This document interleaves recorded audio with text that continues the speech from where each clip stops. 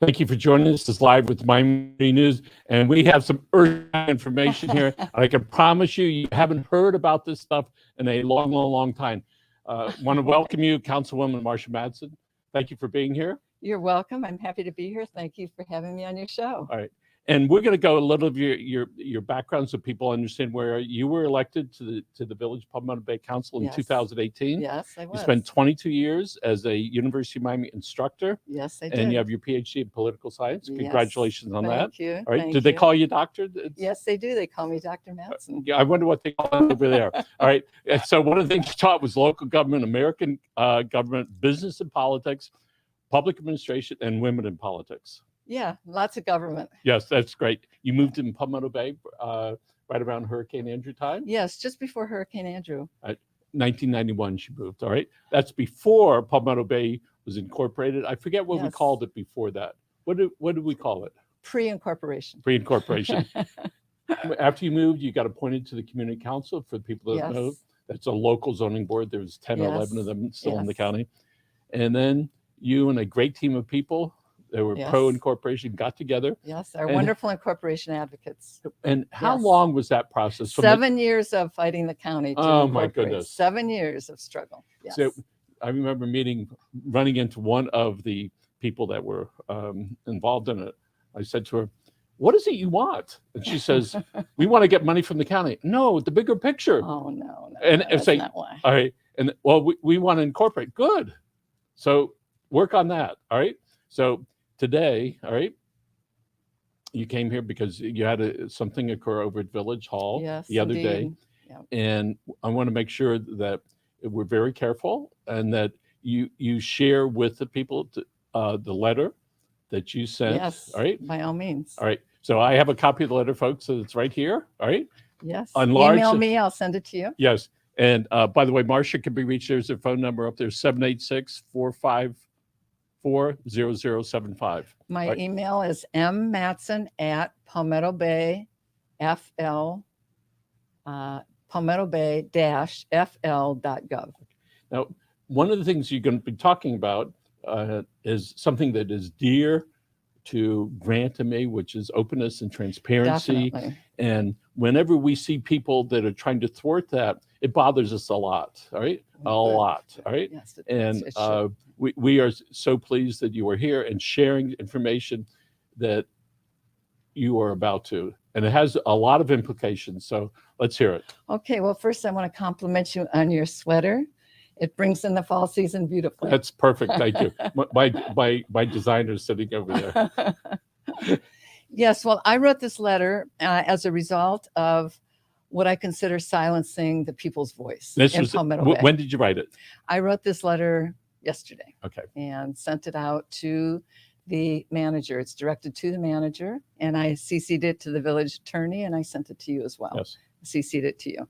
And the reason for this is because we are discussing an interlocal agreement at this point, which is about the 87th Avenue Bridge. The hottest subject that has been going on, other than a few other ones, but really hot. A few other ones, right? Really hot. All right. Nobody before wanted to broach the subject other than no. All right.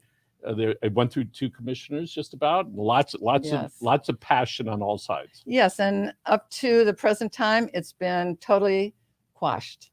Nobody did it. The previous commissioners, no, they didn't do it, including our new mayor, county mayor. But suddenly we got a new county commissioner who wanted to do it, wanted to put in a bridge in Palmetto Bay, which is a bridge to nowhere. And the bridge to nowhere, why I call it that, is because it would bridge 87th Avenue, but then come to the congestion would come to a screeching halt at another canal, which cannot be bridged, at about 140th Street. And so it's just moving a lot of congestion, a lot of traffic from the south through Palmetto Bay in order to satisfy the county's desire to have a flowway through Palmetto Bay. And this is only one bridge of the county's plan. The county's plan is 5 bridges in Palmetto Bay. So this is the tip of the iceberg, and this is one where we have to stand strong and stop that bridge. The purpose, though, of this is to talk about the process of being open with Yes. the people, course, whether they're thank you. voters or not. And I think that's the real subject Yes. rather than the particular Yes. thing. Okay. Well, I'd love to talk about the bridge later All because right, I'll be it's glad always to give you the details. okay. All So right. so let's hear about it. We have the letter here, Okay. folks. But All right, so the council appointed a negotiating team with the county to come up with ways to accommodate residents in terms of this bridge, if in fact we had the bridge. So this team negotiated really without much in the way of citizen or resident input. And so we had a meeting the other day in which we got to look at this interlocal agreement. And this interlocal agreement basically says that the county will do things if it wants to. It's all conditional. It wants to do, it's agreed to do a pre-bridge study, but Palmetto Bay has to pay $25,000, half of it, to do it. It agreed to do a post-bridge construction traffic study, but again, Palmetto Bay has to pay $25,000 to do it. And based on this traffic study, the post-construction study, then there's enumerated a long list of things that the county will agree to if they want to. If the study, if they are accepting of whatever the study comes up with, they will analyze things based on the applicable engineering modifications. The county will implement them subject to eligibility, availability, and any necessary approvals. There's only one thing in this interlocal agreement, in my opinion, that really reflects the voice of the people. And the voice of the people is they want to be able to protect their property and their quality of life. And there are only 3 pieces of this that actually get into what residents want, which is no right turns, no left turns, and so on. So at this meeting, before this meeting, a couple days before the meeting, in which we were supposed to have citizens come in and talk about what they felt about this post-bridge agreement, I realized when I was talking to people that nobody knew about the meeting. There was a total blackout of coverage announcements. That was the meeting to do what? To discuss the interlocal agreement. Okay. All right. And there was a total blackout. And so there was no spot in a council meeting that we had where I could get up, or where I could talk about it. So I actually got up from the dais and went down to the residence podium to announce this meeting so that people would know that this meeting was there and they could come to it. And in my opinion, it was a suppression of their participation in understanding what this interlocal agreement is about. So tell us what happened yesterday. Okay, or Wednesday. Today's Friday. So my idea from this meeting about this interlocal agreement, and it was a near unanimous disapproval of what was going on, and many people had ideas that they wanted to put in here. I decided to propose a town hall, a community town hall, in which people could come and speak and say what they wanted and add things to this. And in fact, I think this agreement should be full of whatever the residents want to protect have their there homes. Been other town meetings on whatever subject? Of course, we've always had town hall meetings Yes. that council members have called. Yes. And they've been fully staffed and people can come in and talk. Right. All right. So I proposed a meeting, a town hall for the community to express their opinions and their voices. And a manager agreed. And in fact, when I called him on the phone, at first he said, well, I'll have to look into that. And then he said, well, call Karen. And I said, I can't call Karen. Karen being the mayor, it would be a violation of sunshine. And he said, oh, then I will, look into it. So after a while, a few hours later, he got back to me and he wrote me an email that said, the village supports this meeting. Please send me your announcement. How you want the announcement to go. And so I wrote him back, and also the attorney, and I had a memo of what we needed in that meeting, like staff to take comments and time the amount of time that people were talking, and the lawyers being there to take this and to record it and to have a video and to do announcements. Well, I got an email from him late that night. We talked about on Wednesday. Yes, no, on Tuesday night. Tuesday night, a couple of days ago. A late email in which he said he wanted a meeting with me at 8:30 in the morning. So I said, fine, I'll be glad to come. So the first thing I did in the morning, and the attorney, our village attorney, was on Zoom, and he witnessed it. I sat down and I said, what is this meeting about? And he said, I'm not supporting your town hall. And he proceeded to say that he was not going to staff it and he was not going to advertise it. And in my opinion, I was shocked. I couldn't believe it because he had already committed to doing it. So he proceeded to tell me that he implied that I was violating our charter, which prohibits a council member from ordering the manager to do anything. I did not. He asked for my input. I sent him a memo of my input in which I put down my wants. I want staffing, I want the clerk there, and so on. So he was implying, he was intimidating me. He was trying to bully me to back off. And I couldn't believe it. I was horrified. I was shocked. Now, I've had a really good relationship with him. So why he would turn around like this and then try to bully me and intimidate me into not having a town hall in which people would come to talk and voice their opinions and what they wanted in this interlocal agreement. I was shocked. All right, and I'm not should read part of this, but let's see some of the comments here. We'll start from the bottom. Wait, the manager asked you to violate sunshine laws? That was a question. How's your eyesight? Can you read that over there? I'm excellent. Okay, good. Where are we at? Okay. Where are we? Straight on. We'll read from the bottom up. Can you see where it says Lisa Myers? Yes. Read what that says, if you can. This is absolutely disgraceful. Yes, I know. It's shocking. And Rocky Lawrence, there's no such person as Lisa Myers who lives in Palmetto Bay. Okay, Tucker Rhodes. Why don't you read that one? There you go. Wait. The manager asked you to violate sunshine laws? Wow.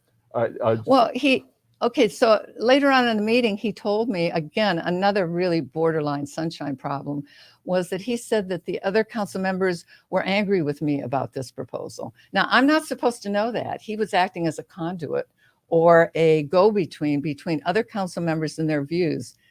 I can't talk to them about this. So what was he saying? This was a potential violation of sunshine. So as you sit here and you talk about this, about people having a voice to protect themselves and asking the village to come to their defense instead of being sacrificed to a bridge to nowhere. Just to remind you, I'm not sure if you were there, for several of the cities prior to when the internet was first starting, we would get a check registry and publish the check registry just to keep those son of a guns knowing that somebody was watching them. Oh. And we had a lot of fun with it. Can we go back to the former Mayor Gene Flynn, how hypocritical. Karen held town hall meetings as members of the village council and now slams the door as mayor. John Henry. Do you know John Henry? Yes, okay. I know of him. I do not know him personally. Where are we with John Henry? Let's see. There it is. What is transparency? Where is transparency now?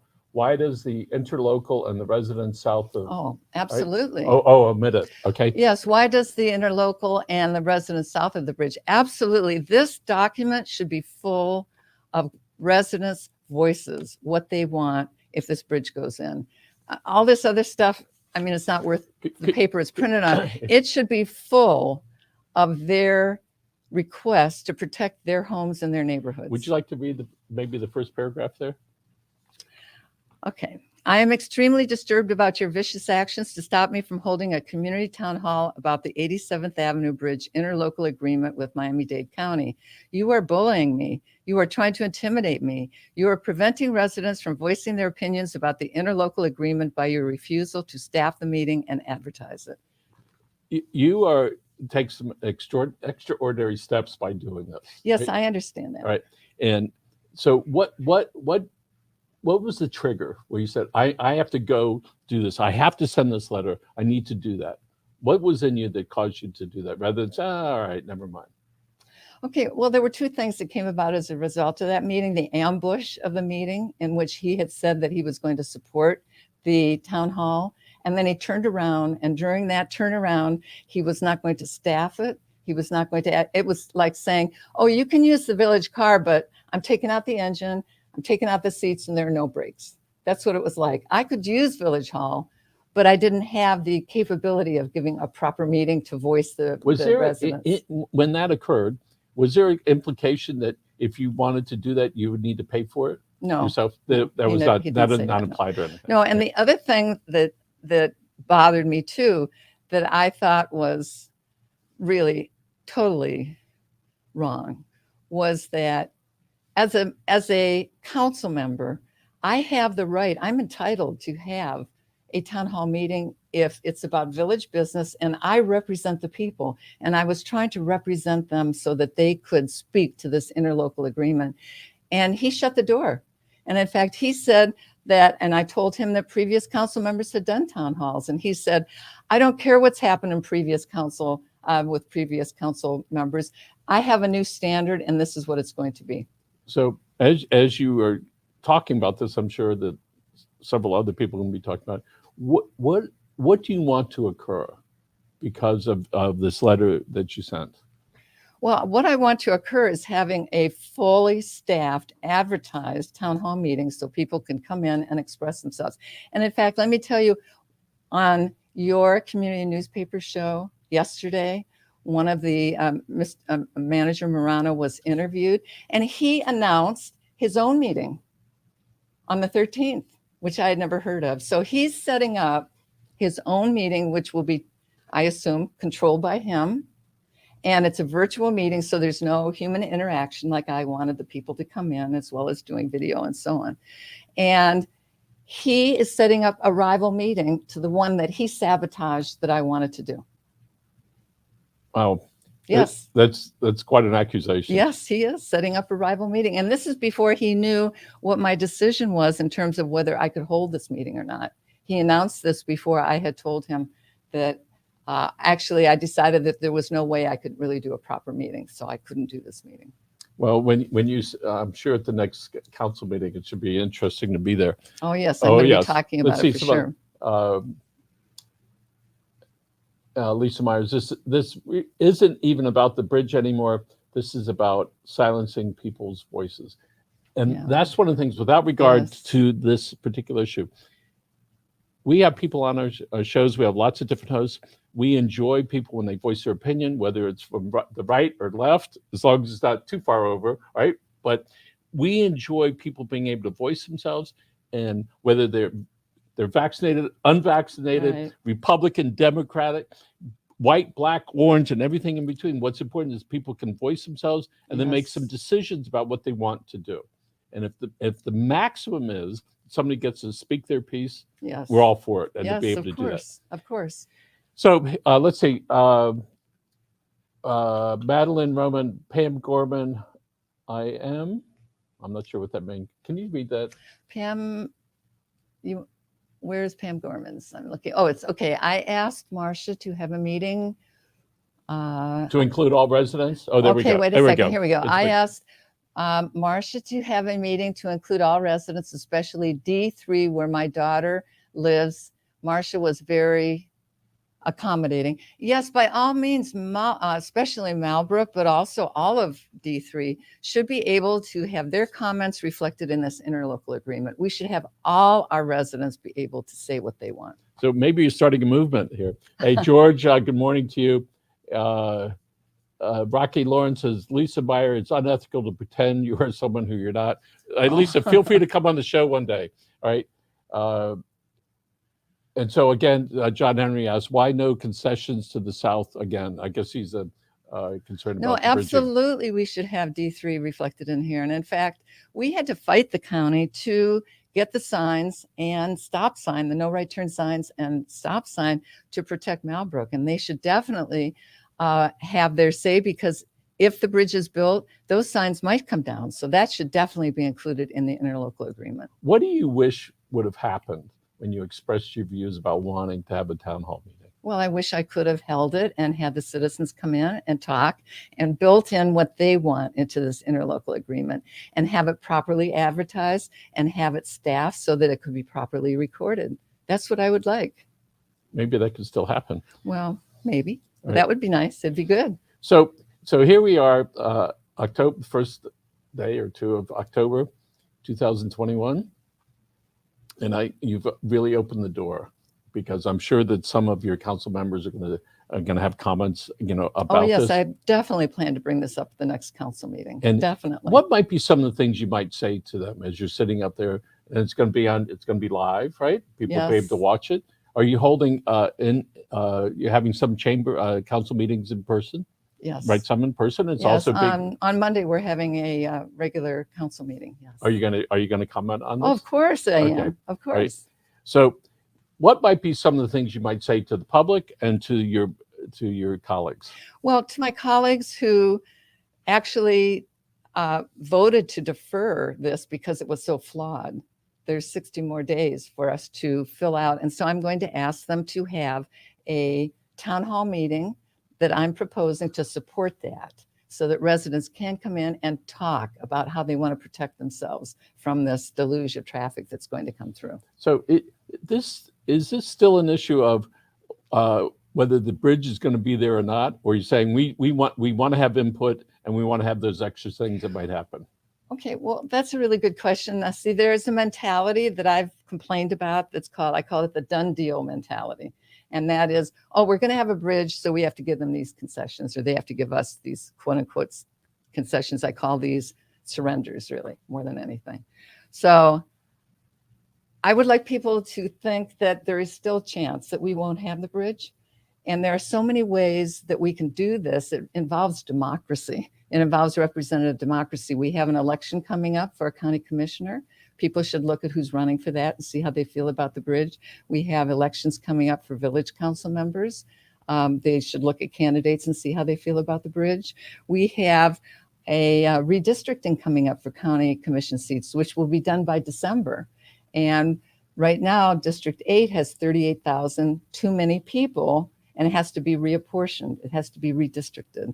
So perhaps Palmetto Bay can contribute to that flow of people outside of District 8. Now, I understand that the commissioner lives in Palmetto Bay, so this might mean a split district in Palmetto Bay. But you know what? In terms of this particular issue and probably others, having another commissioner would be good in Palmetto Bay. So let me just interrupt you 1 second. The people can be involved in this. This is democracy. If you've ever watched a trial, you have one side and the other. They each have their own points, and they fight till the end. All right. And even when the jury goes the other way, sometimes or the judge, sometimes they'll even try to appeal it. All right. And so we get that. All right. Which is everybody should have their opportunity to voice themselves. They hope that they can get their stuff or something in between. Right. And when you watch intense trials and you see the advocate for each side out there banging away, and you're certainly an advocate for a couple things. One, for the event, but two, bigger picture, which is making this as public and as transparent as possible. The voices of the people must be heard, and they are the ones who are being sacrificed to the bridge. And therefore, they need to be able to put in what they want to protect themselves in this interlocal agreement. So I know that the county has said we're going to start on in whatever month it is, but it ain't over until it's over. Right. So, well, you know better than anyone. It's never over till it's over, and it's never over, right? Yes. So I live in horse country, and we fight developments all the time. We've been, moderately successful.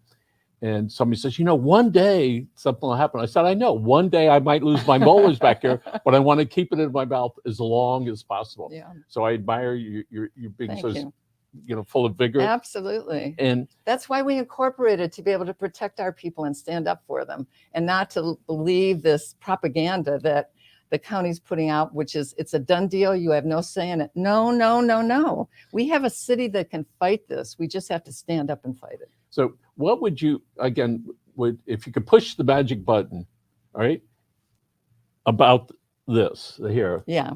What would that be? Not whether it goes in or not, but the process of communicating with the residents. What would you want to have happen? Well, what I've said before is I would like to have a fully staffed, well-advertised meeting in which citizens, residents can come in and add their wants to this document, and that would go to the county. Is it possible that you misinterpreted the conversation or emails? No. No possibility. No possibility. No. And fortunately, I have a witness who can. And also, the thing is, I wouldn't be talking about this if it weren't so outrageous. And he was trying to intimidate me and bully me. And that is not his job. He is supposed to be fair and impartial. Are you surprised? Oh, I'm shocked. All right. Because that's out of the ordinary. Absolutely. I've had a very harmonious, good working relationship with him. So how does this help that, if you want to have some harmonious relationship? Well, hopefully he will see that he made a mistake, and that as a council member, I'm entitled to this town hall, and that I'm working on behalf of the residents, and that he will realize it's a mistake on his part. Well, and once, what is it in psychology? Once you realize your mistake, then you can move on and develop a relationship again. And I mean, I like him. I have always had a good relationship. I think he was my first choice for manager. So, I mean, I'm just shocked over this whole thing. I really am. But you do want it to work out. Of course. All right. And working out in this case is you like a fully open conversation with the people that would like to attend, whether it's in person, over Zoom, or emails, so people can have input, so they can say, let me tell you one thing, such and such happened, but I got an opportunity to express myself. Yes, and exactly. And I that is so important to be able to do Michael, that. That's well said. Well said. Well, I'm going to thank you for your service to all of us in Miami and on the show. And I know you've helped improve the lives of literally thousands of people over your career at the university. Thank you so much. And many thousands in Palmetto Bay and the surrounding areas. Thank you so much, Michael. My pleasure. And again, our guest is Marsha Matson, Councilwoman of the Village of Palmetto Bay. If you'd like to reach her, there's a phone number up there. Listen, please like the page, share it with everybody. Thank you, everybody, for commenting, and fight the good fight. Have a good day, folks. See you. Bye. Bye.